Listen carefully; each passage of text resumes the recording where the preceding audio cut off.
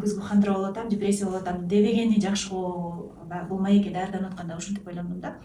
Эгер ошондой абал болуп атса албетте эле анда мен ойлойм бул көбүрөөк адамдын дистресс. Негизи стресс абалын биз терс деп ойлойбуз го, бирок стресстин эки түрү бар да.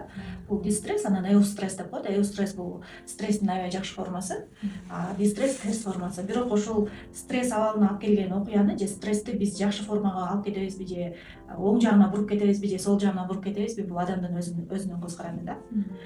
Анткени биздин жашообуз стресске толо, ойгонгондон баштап эле интернет баракчаларына киргенде, кадимки коомдук транспортто келатканда кимдир бирөөлөр терс таасирин тийгизиши мүмкүн, анан жумушта, үй бүлөдө дегендей.